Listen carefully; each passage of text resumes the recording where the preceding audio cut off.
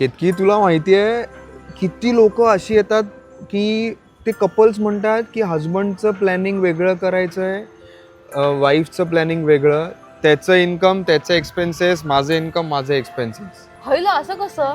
आपल्याला तर एकमेकांचं आधीपासूनच माहिती असतं. माझ्या तर म्हणजे डोक्याच्या बाहेर आहे या सगळ्या गोष्टी. असा पण प्रकार असतो हे मला आत्ता कळलं. पण this is how it should be ना. म्हणजे प्लॅनिंग करताना दोघांचं इन्कम क्लब केलं तर ते ऑटोमॅटिकली वाढतं. त्यातनं एक्सपेन्सेस मायनस करा आणि तुम्ही सेव्ह करा.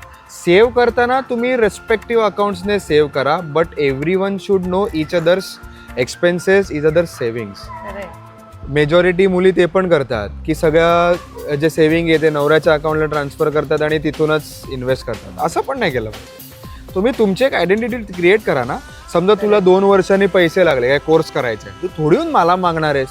तू तुझे पैसे रिडीम करशील आणि कोर्स करशील. तेवढं बेसिक इंडिपेंडन्स तर पाहिजे. Yes, it is very important. त्याने काय होतं, ग्रोथ पाथ कळतो, मजा येते. तुझे समजा 1 करोडचा पोर्टफोलिओ झाला तर एन्जॉय करता येतं, अकाउंटेबिलिटी राहते आणि त्यांनी ती छोट्या छोट्या मजा असतात ना, त्यांनी तुमची लाईफ बनते. तुम्हाला पण म्युच्युअल फंड जर्नी चालू करायचे, जनरेशनल वेल्थ क्रिएट करायचे, तर या रीलला अपॉइंटमेंट लिहून पाठवा. तुम्हाला गुगल फॉर्म DM होईल, तो भरा, माझी टीम तुम्हाला कॉल